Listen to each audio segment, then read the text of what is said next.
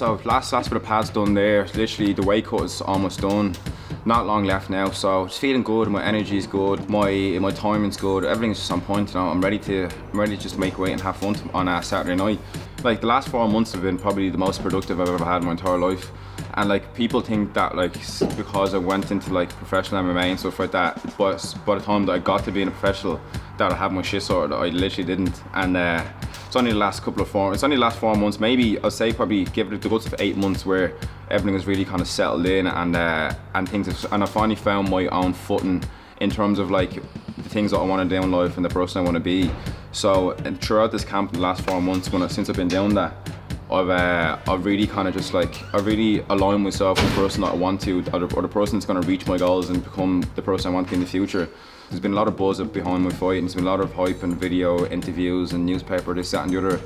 But at the end of the day, none of that really matters. The only thing that matters at the end of the day is me showing up to the gym and me putting all my effort in and working my bollocks off.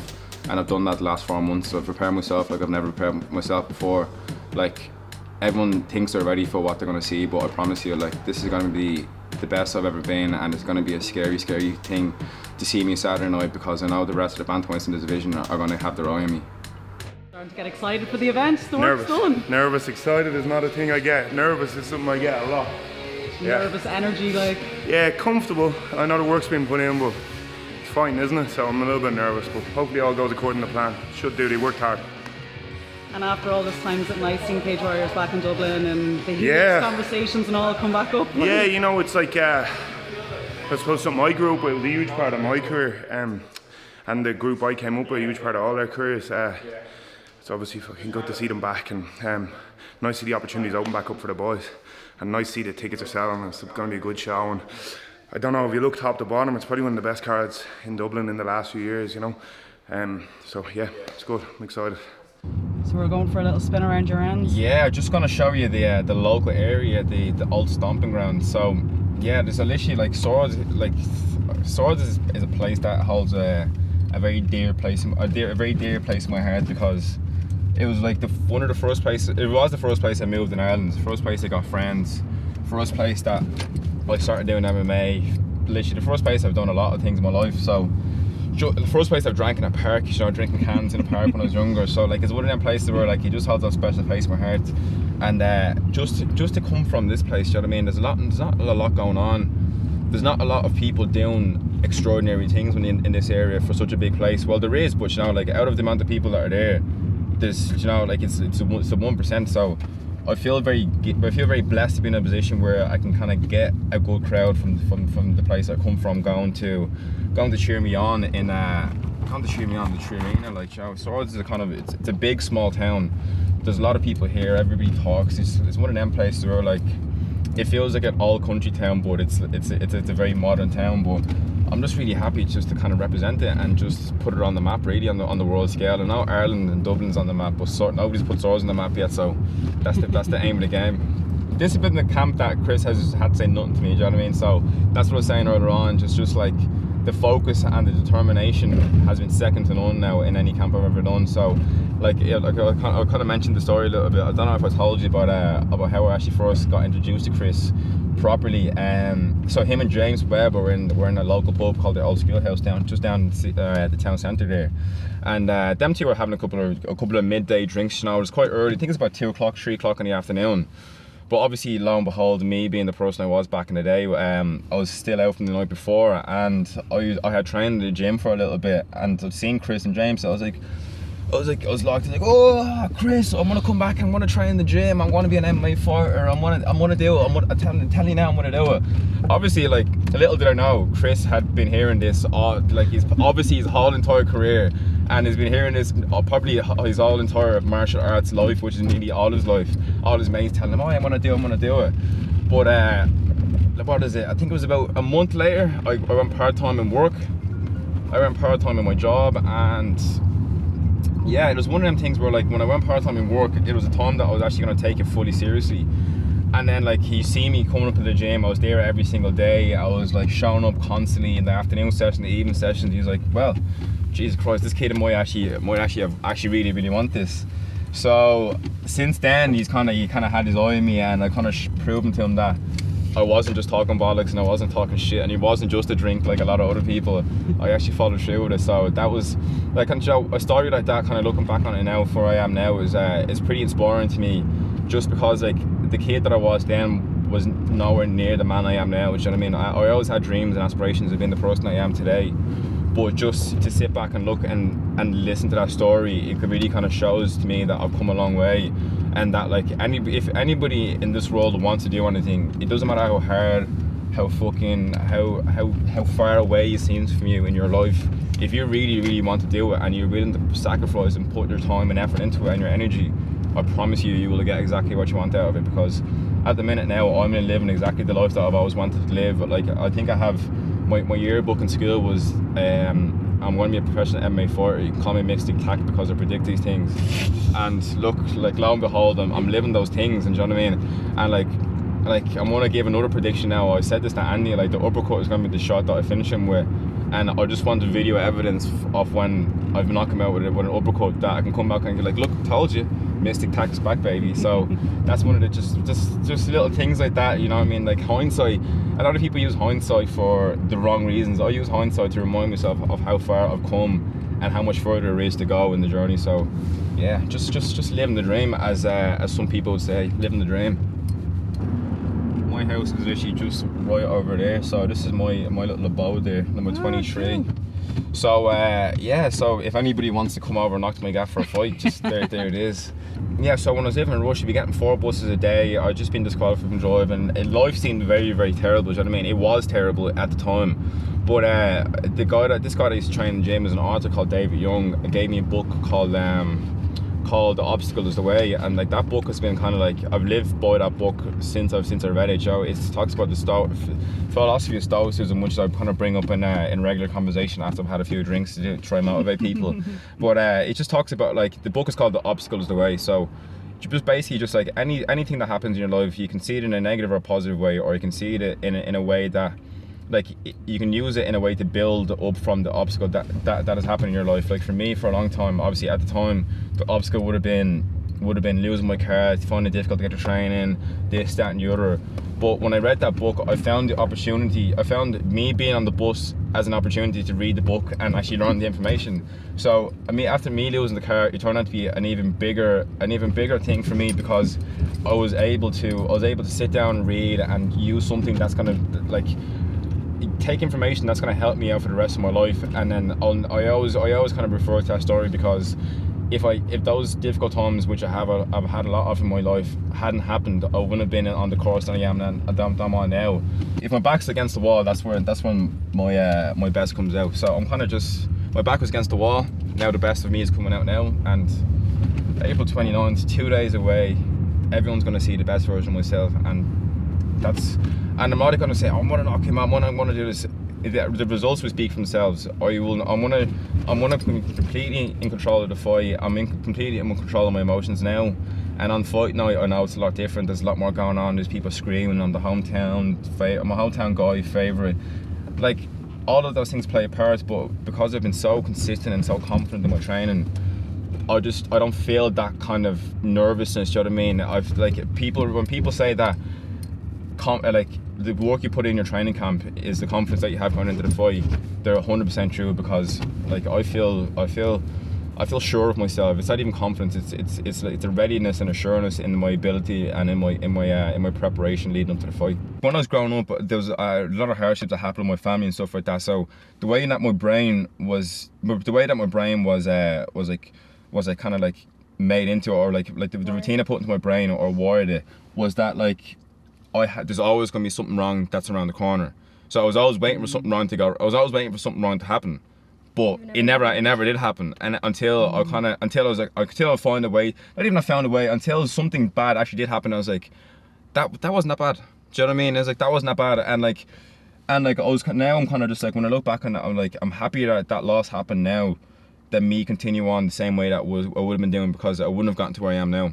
And I wouldn't have had the same opportunities and I would have had the same opportunities and whatnot, but I wouldn't have been the person I am now. And I think to feel like the person I am now is better than the opportunities, or better than the things that I have at the minute. I'd rather be secure in myself, and I'd rather be happy than have all the things I have now. But the fact that I have them together makes it that much sweeter, and it makes it that much more like enjoyable and stuff like that. So the fact that those two parts of my brain are fully aligned, it's just a straight road to get to the goals now.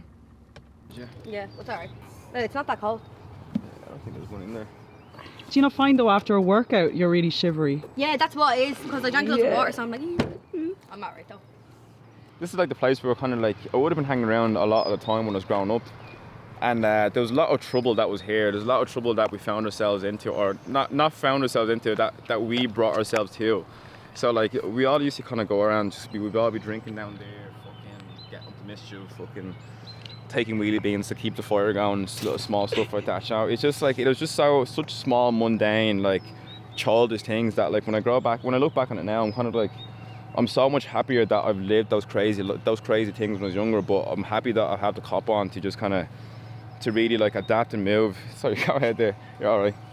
To kind of really adapt and move and change my surroundings and change my behaviours to something that kind of like suits me, because like I'm a wild man at heart, you know what I mean? Like I wouldn't be doing MMA if I wasn't wild.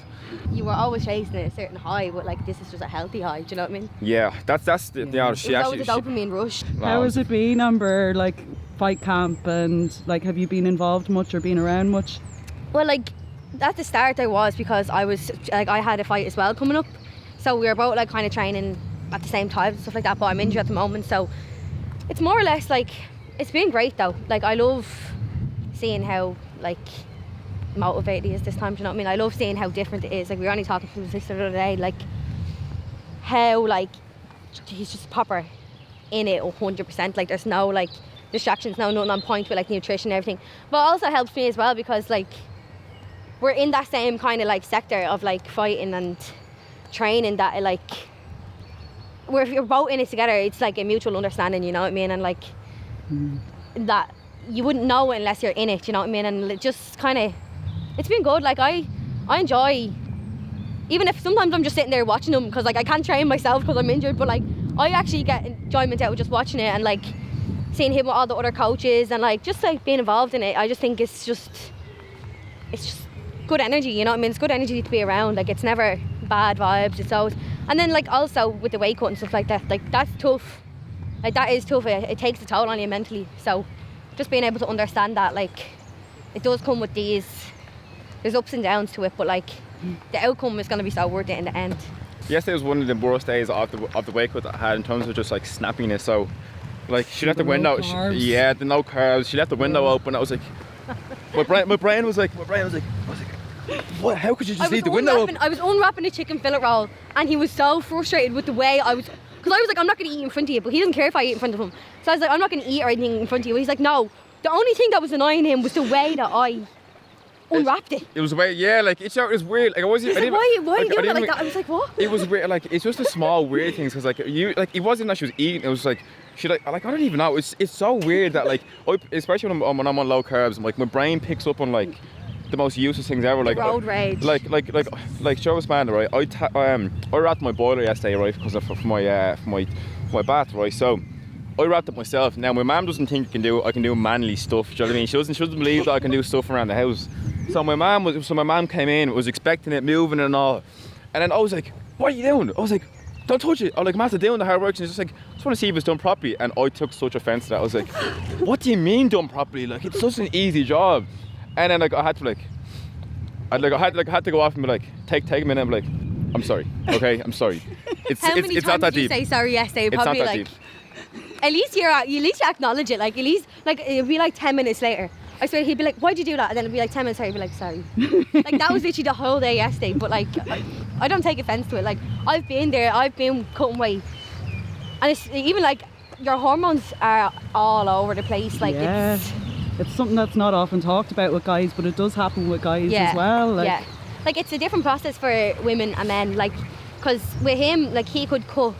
Like so, if I'm cutting weight, I have to do it so much more gradually. So it's not really. I don't know if it's as tough. Like, is as tough, but I mean, it's a completely different process. Like whereas, if I'm cutting weight, I'm emotional and like I just want to cry. Whereas like men, it just kind of turns into more of an anger and a snappiness. You know what I mean? I actually love the smell of like water and grass. I'm like a little human. Like I love the freshness. Because the mad thing is like before, like I wouldn't have actually gone for a walk or taken time just to be like just to refresh myself. To relax, like, yeah, just unwind. and like now there's another part of this place like which is kind of further back down there. So like I kind of now like I'll just jump in the car, just literally go out there, go for a walk, and kind of just clear my head for a bit. And like it's been so beneficial just to kind of get out, just listen to water like flowing and listen to birds chirping.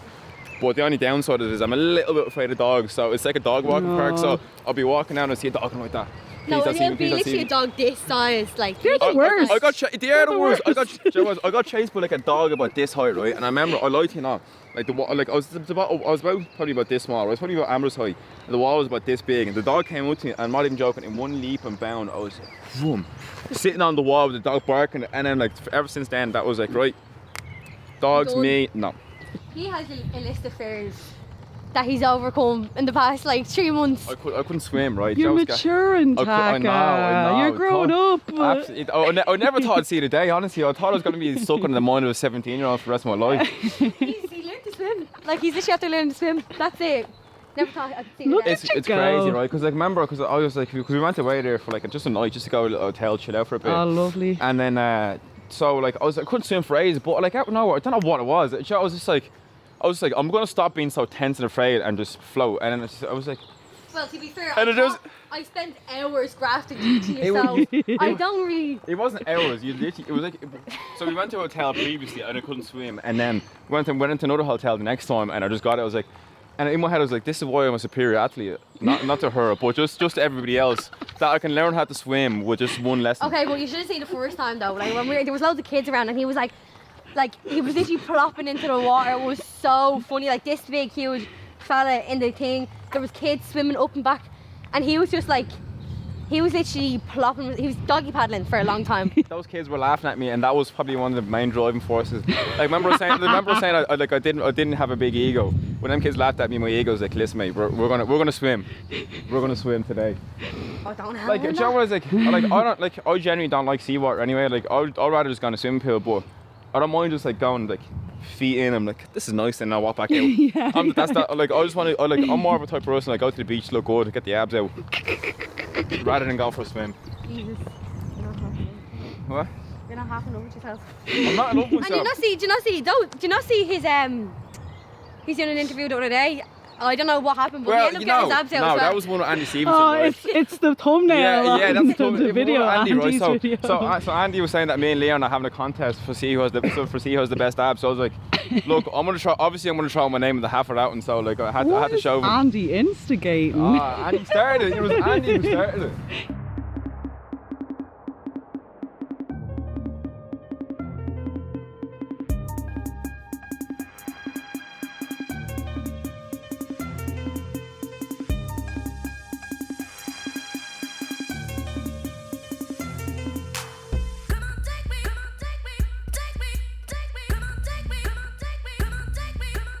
Yeah, so literally fun with the pads there. Today was my last day. I got that cream for that cream you have.